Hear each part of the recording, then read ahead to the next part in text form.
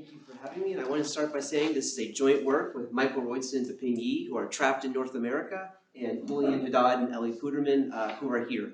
And in fact, this talk is going to directly connect to their talks. So we saw recently in Vlad's talk these intrinsic volumes, and I want to discuss kind of the more general case of this first, which is the mixed volumes. So I look at the Minkowski sum, which we saw in previous talks, so I didn't define it, of K plus TL, and I'm going to look at the volume of this Minkowski sum. And Minkowski tells us that this is actually a polynomial in the variable t. So I look at the coefficients of t to the I. First, it's standard normalized by a binomial coefficient. Then the remaining component of this coefficient is the so-called mixed volume. Since the homogeneity here is n, we know the homogeneity here has to be n, and L will contribute the same amount as the exponent on I, and then K has to contribute n minus I times. So L contributes I, and K contributes n minus I. When I is equal to 1, I'm not going to put the bracket 1, and I will verbally say the mixed volume of K with L. I won't say n minus 1 times n 1 time. So we're going to need a few properties of mixed volumes. The first is that the mixed volume of K with K is the volume of K.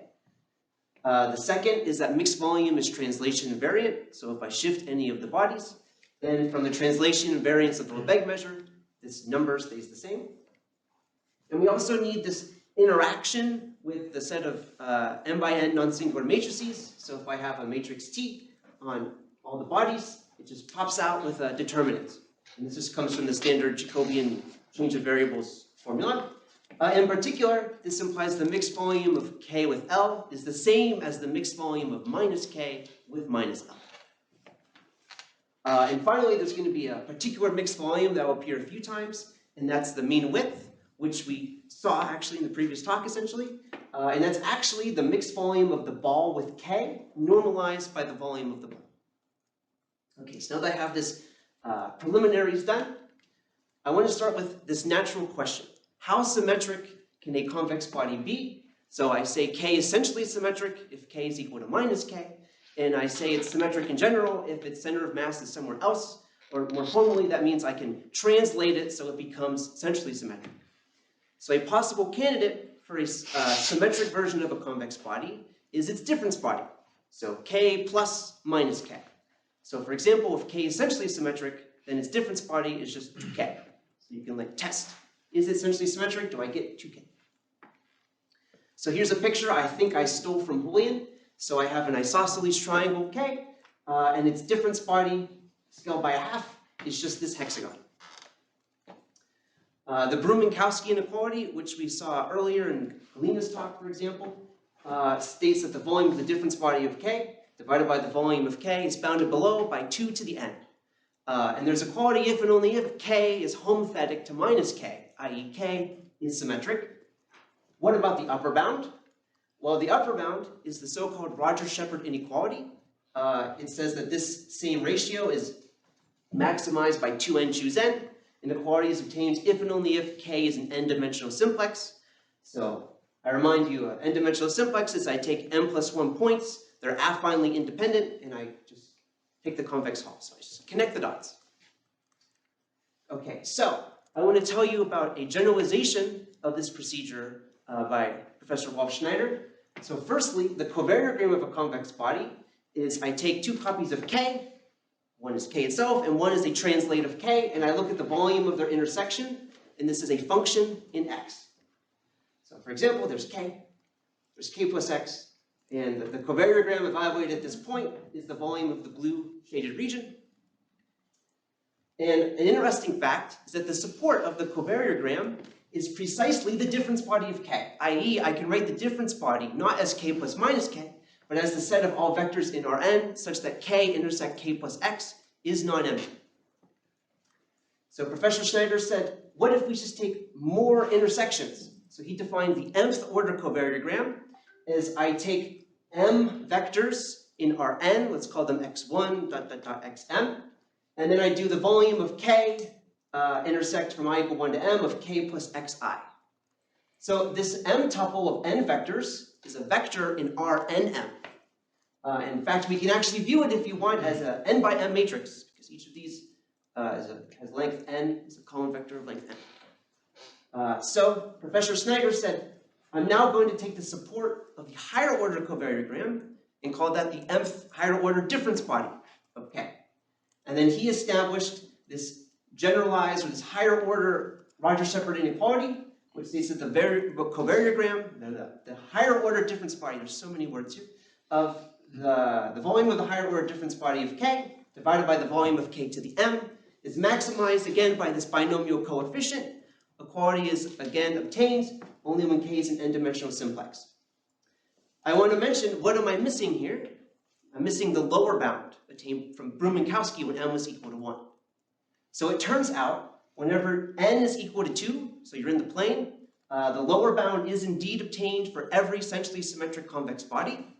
But starting in n greater than or equal to 3, if m is not 1, he constructed a counterexample, i.e. he constructed a convex body where this quantity was strictly larger than this same quantity for a ball. So Schneider's conjecture is that when n is greater than or equal to 3, and m is greater than or equal to 2, that this quantity is minimized uniquely for ellipsoids, because it's affine invariant. So we originally came together to try and say something about Schneider's conjecture, and we didn't say anything really, but this is what we did say. So what we ended up doing was we wanted to take this concept of higher order and extend it, yeah. Did you just, so he disproved his conjecture? So what I mean was, in the normal case, the minimum is obtained by essentially symmetric convex bodies. Yeah. And he was able to show that if n is greater than or equal to 3 and m is greater than or equal to 2, I can find essentially symmetric convex body where this number is bigger than what it should be for a ball. So his conjecture is that with the parameters in this range, it should be a ball as the minimum. So you're saying that it's not always going to be 2 to the n. Yeah. It's not the same for all symmetric. No, it's not that there's some number here that depends on n and m. And it should be attained only for a ball with n and m in that range. Question? So we wanted to extend this higher order concept to other, let's say, symmetric versions of a convex body. And so how we're going to do this is we're going to see how two concepts are connected classically, in particular to the difference body in this covariagram function, and use this connection as the definition in the higher order setting. So I'm going to take our covariagram function, and I'm going to write our vector x in polar coordinates, and I'm going to take so I fix the direction theta, and I'm going to take the derivative of my covariagram at r equals 0. So I want to know the initial change in volume as I move the one body. And Materian tells us that this is actually, the notation was already introduced, minus the n-1 dimensional volume of the orthogonal projection of k onto the hyperplane orthogonal to theta. So here's k, here's theta, here's the orthogonal projection, and then I calculate the volume of the projection, and it turns out that this is it. So to maybe convince you why this is true, here's k, and this yellow one, so I moved k, or Julian moved k, this is his picture. I look at this strip here, and I'm going to project it so it goes to here. Whenever r goes to 0, this strip will converge to the orthogonal projection, and also the difference between this strip and this annulus or curvy band will go to 0 as well. So kind of convince you why that's true. Okay. Now, Minkowski tells us from an argument using his polynomial that this volume of this orthogonal projection is actually n times the mixed volume of k with the line segment connecting the origin to theta.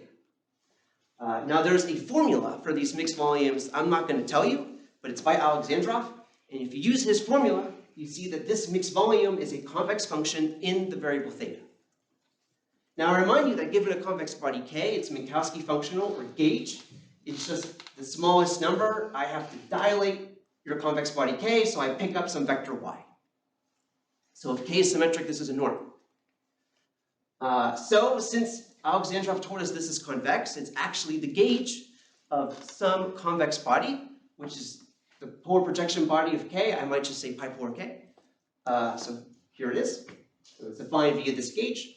And it turns out it's essentially symmetric. And this you can see, for example, from the translation variance of the mixed volumes. So I'm going to translate in the affine space containing theta, and this number stays the same.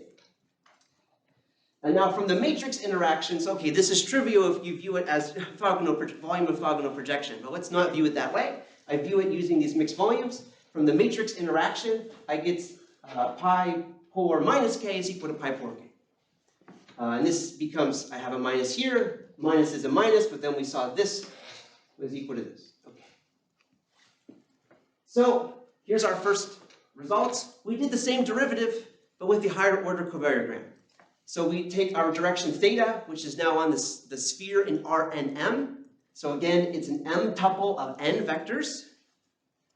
And I take this derivative, and we get this. Minus n again, the mixed volume of k, with c of minus theta bar. What is this? Well, I take each of the coordinates of theta bar. Remember, these are vectors in Rn.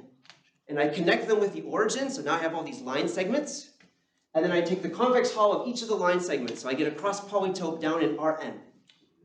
So the initial change of this function is precisely determined by the mixed volume of k with this random, let's say, cross polytope. The individual theta I do not have unit length, right? They do not. Yes. Good question. Why is it cross polytope? Yeah. Because in general, I'm taking convex hull of m points, and it could be simplex. If they could be less, not necessarily a cross polytope. Not a regular one. Yeah, not a regular one. Yeah. It's not necessarily regular. It's just convex hull of points. So here's an example. I have k is this rectangle, and I'm going to have two copies of k. One's going to move in this direction, and one's going to move in this direction. So my cross polytope will be the simplex, will be the convex hull of the origin, this direction and this direction. So the initial change in this volume is given by that initial change. Keep moving, and you see it goes down, but the initial rate of change is just that mixed volume with k and that cross polytope. Okay. So we now follow the program. We then see from Alexandrov's lemma, this is convex in the theta. So therefore, it must be the gauge of some convex body, which we call the mth polar projection body of k. Pi polar mk is precisely given by this mixed volume. So I want to now connect it to Julian's talk.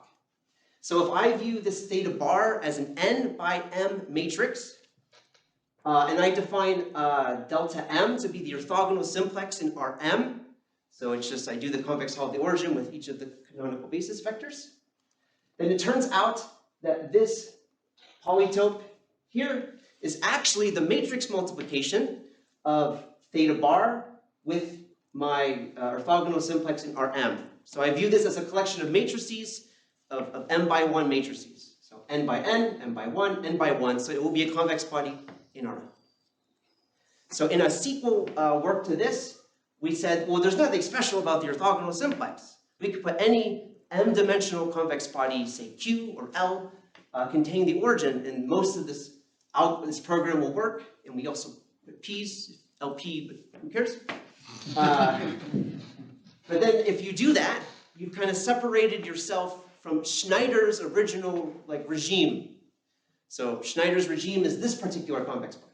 So for this talk, I'm going to stick with that. Okay.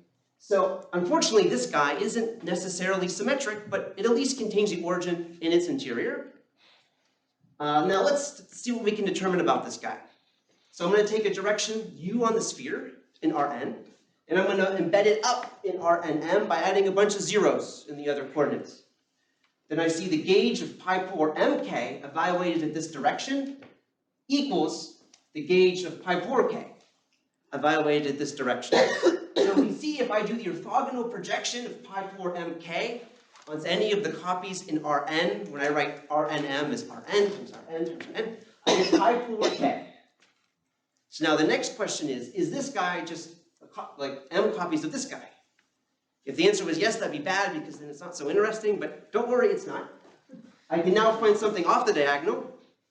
Easily, I take again a direction u on the sphere, and now when I embed it up, I do u in each coordinates, and then I just normalize so it still has length 1. And now when I evaluated this direction, I get of pi polar mk, its gauge I get again the gauge of pi 4k with some constant, but the point is it has off diagonal fat. In fact, actually, you can show that most of the fat is off diagonal. Okay. For m greater than or equal to 2, it's essentially symmetric if and only if k is symmetric. So in general, the minus signs behave like this. If I have a minus on the inside, it pops out to the outside. You can't say anything more than that. Okay. So I showed you this inequality for the difference body of k, and then I showed you Professor Schneider's generalization. So now I'm going to show you an inequality for the polar projection body of k and show you our generalization. So Zhang's projection inequality, written as so, is the volume of k to the n minus 1 times the volume of pi 4k, which is the so-called Petty product, we'll see why later, is minimized by 2n choose n times 1 over n to the n, with equality if and only if k is an n-dimensional simplex. So I'm mentioning this inequality here. It's not the usual one that people think when you think of an inequality for pi 4k, but I'm mentioning it first because you use the covariogram to prove this. So it's directly connected to the difference body in that sense. So now we have the higher order Zhang's projection inequality. It says this higher order Petty product is minimized again by a binomial coefficient in n to some power, and again with equality if and only if k is an n-dimensional simplex. So more importantly, this inequality told us what the higher order Petty product is. So we didn't know, but now we know, it's that. And I also wanted to mention is that we extended the radial mean bodies by Gardner and Zhang, but I don't want to get too much in the weeds with that, so it's a bonus at the end if I have time, which I probably won't, which is good. So I mentioned this Petty product. That's because this Zhang's projection inequality was originally proven as a reverse Petty's projection inequality, which simply states that the Petty product is maximized when k is an ellipsoid. And here we know what that is explicitly because the polar projection body of a ball is again a ball with a known radius. And I want to mention that one possible method of proof is with Steiner symmetrization. So now we have the higher order Petty's projection inequality. So we have our higher order Petty product is again maximized when k is an ellipsoid. But now there's a problem. We do not know what the higher order polar projection body of a ball is. We have no idea. And in fact, tomorrow Ellie is going to tell you all about what we do know about it. Simultaneously, it's a lot and not much. It's quite a lot about it, actually. Quite a lot, very good. And so the proof of this uses this multi-dimensional Steiner symmetrization, the so-called fiber symmetrization that we saw in Julian's talk. So this is where it appeared, and again, I remind you that it was kind of established in a series of 2 papers by Bianchi, Gardner, and Grocchi. There's no Italians here. I definitely, you were hiding behind Daniel, I didn't see you when I looked. I definitely didn't pronounce the names right. Perfect. And you, Lavella.